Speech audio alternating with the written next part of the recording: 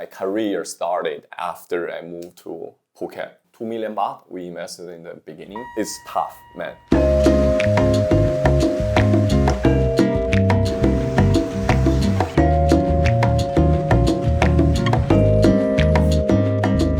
So hello, Harry. What's up, man? Yeah, thank you for having me here. We are now in coworking space. Let's work in Phuket. Can you tell me first why you actually come to Phuket? So I came here 7 years ago. I grew up, I'm Chinese, I was born in China. I grew up in Sweden. I stayed in Sweden about 22 years and then I started traveling around the world about 10 years ago. And then that's why where I discovered Thailand. Actually, I love Bali as well. Oh. But in the end of the day, it's Bali versus Phuket. And for me, I like the Thai culture better. All my friends are here, so for me it was easy. Then I moved to Thailand about 7 years ago. Yeah. What do you think about opinion? A lot of people say that Bali is more like for young people. I think it's Bali a little bit. Yeah. So I think in general, I believe that Bali is amazing, is bigger, but Phuket is more developed. In general, I think with international hospital and things like that, and also I think Phuket is a city island, right? Mm-hmm. So I think Phuket is good for a long-term living, even in compared to other cities in Thailand, right? So if you compare to Samui, Samui or things like that, right? I think a lot of people, some nomads come here, they expect, Phuket, I thought it's I go out from my beach, my room, that's gonna be beach, right? But that's not like that. It's not Maldives exactly, right? But if you want to, you can have that in PP Island. It's not far traveling away. You can stay at some of the nice places, right? But it's not like in Samui or Kampanian where basically everywhere you live, you can live near the beach, you can go out and things like that, right? If you're having a short holiday, that would be better. But if you're gonna live here a long time, you wanna be productive, you wanna do more things, you wanna have proper hospital and things around, I think Phuket have a lot better infrastructure compared to other places. Yeah, I agree with you. And did you have this idea to open co-working space from the beginning, or it came to you later? Yeah, so I coming from a real estate background, I guess. We sold a lot house and condos before. We also work in Thailand, especially in Phuket. And we also specialize on helping developers to shape their product. So we had a business consulting agency where we do marketing and business development. That's the thing. And then after 2000, I think before COVID, 2019, with the trade war between China and US, I think the market's already going down. I think 2019 was the worst tourist year in Thailand since tsunami, basically. So that was really tough. And then 2020, of course, COVID came. I'm thinking, maybe we should do something else because everything else. Do you have partners in this business? At the beginning, yes, here. What happened? What happened to your partner? Yeah, so we started this together. At the time, we met a guy, my partner, a Swedish guy. His name is Joachim at the time. And we said we started co-working together. And we each checked this place because we had this office. I had this office for 4 years now. Oh, it was your office before. Right. So we were already rented.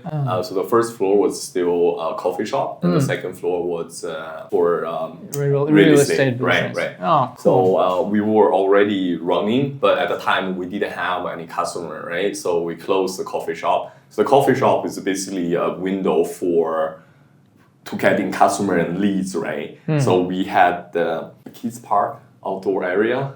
So the parents come here, a lot of Russians, a lot of French people, they come here, Europeans, they come here, put their strollers there and put the kids inside the playground area. We have a slider and things like that, just outdoor.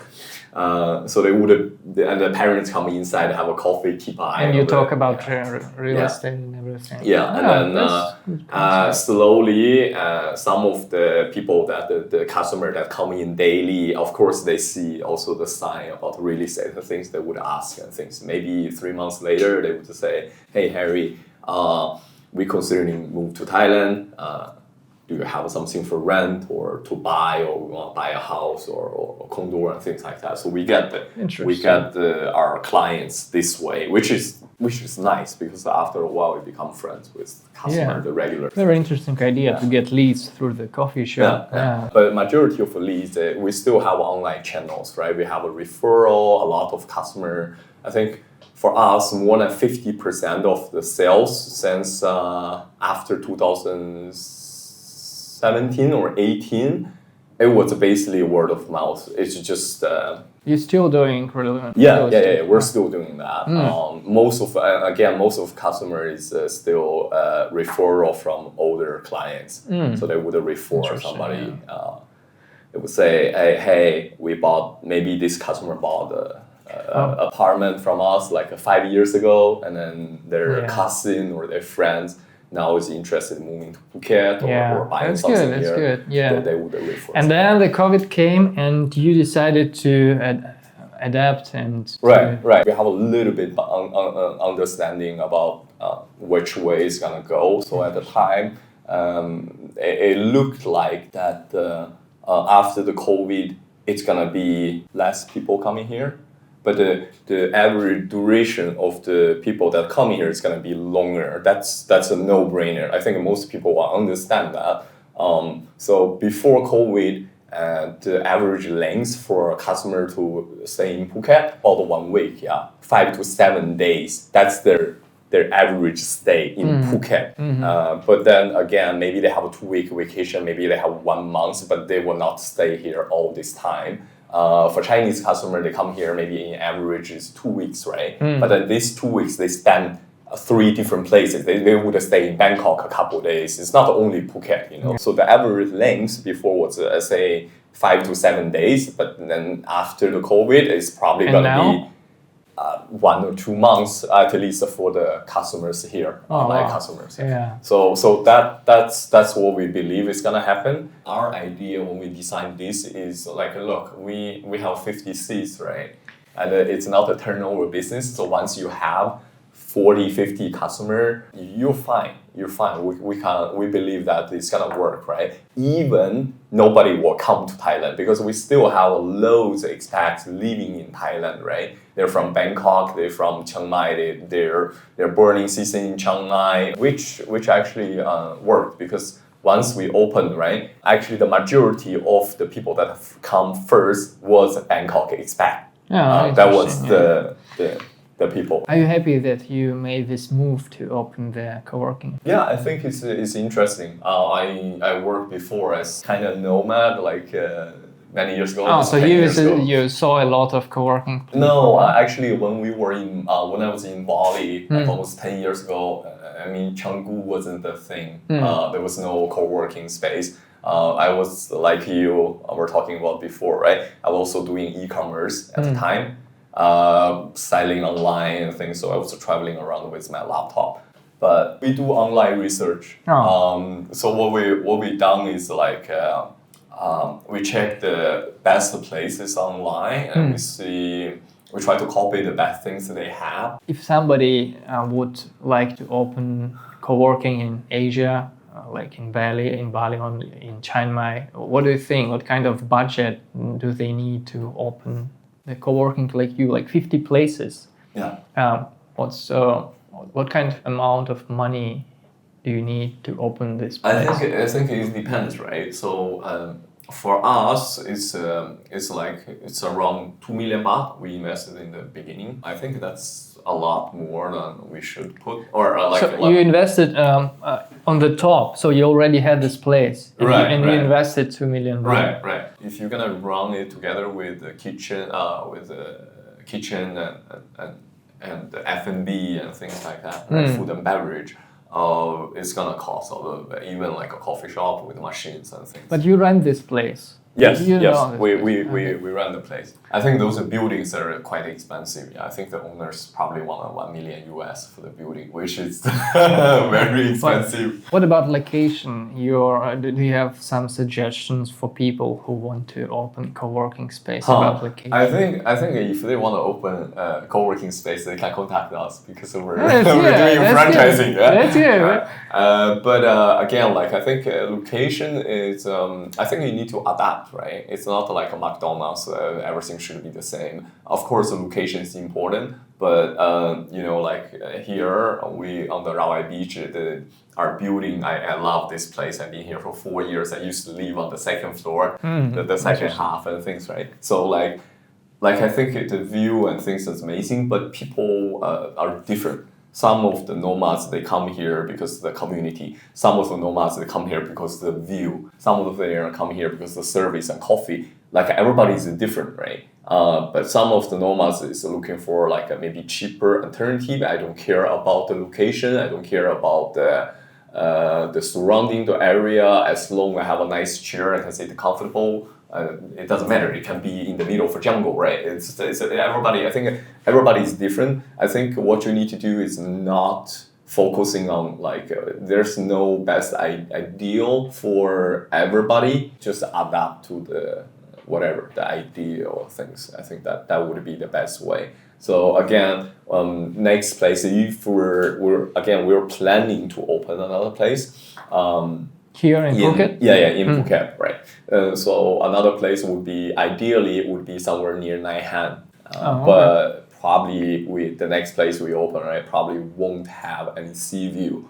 But instead, maybe we have another floor, we can add in extra facilities, so we can add in. What do you think about merging co-working and co-living space? We do have apartment here, the title just behind here. We manage, because I do real estate before, right? We sold actually on phase 3, title phase 3, which is really nice area. We sold around 10% of all their unit. So they have around 250 unit in phase 3. At the time when we were doing property, we sold about 25 to 30 unit. And right now we manage half of the unit we sold. So we have around like 13 unit. So we manage them and we rent long term to our customer. Because short term rental, basically Airbnb and stuff, it's number one, it's a headache, and number two, it's also illegal. You cannot doing like a short rental, right?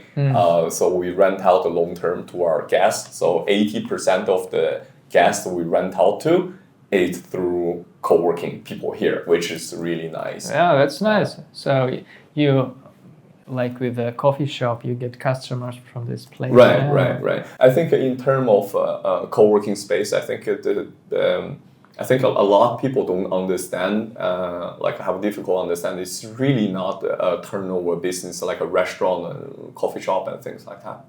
Once you sold the seats, it doesn't matter this person sit here, there, and whatever. It still take a spot, you know. Where at a restaurant and coffee shop, you want people to come in, eat, go. A new one, like it's better for turnover, right? So because of that, there are always a limit for what you can make in a co-working space. You can only do this match. That's basically your ceiling, you know. And you can So the only way to make it work is through upselling, like apartment, rental, other things related. But it's a lot. So you're like building a loyal customer base, and then you make another products and. Right. Sure. I think that's the idea. I think a co-living is very important in the business model too. But it also depends on their budget and things, right? So right now, I think why Phuket is blooming is because the rental price is so cheap compared to pre-COVID. The problem is being that once the price is going up, or once the tourists coming back, the price will adjust. It will go back to, if you rent something for 15,000-20,000, they will go back to 30 to 40,000. It's basically double price. So those apartments we managed before, right? Those used to cost, right now it's like 15,000-20,000 per month. but it used to cost like 40,000-50,000 per month on high season, and on low season around 25 to 30,000, which means it's a 50% discount now, right? Yeah. But once the price go up, like instead of cost like 20,000, it costs 50,000 per month. It's 30,000 baht, man. It's 1,000 US. It's gonna be tough for many people. Yeah. What about business in Thailand? You know, people talk. I don't know by myself, but people talk that without connections here or without a Thai partner, you can't actually do a real business here. I think it's partially it's true. It goes both for open business, buying property. Of course, I think connection is important, but depends on like who you know, what you know, right? So, I think it's important. Yeah. It's important. Right? Yeah.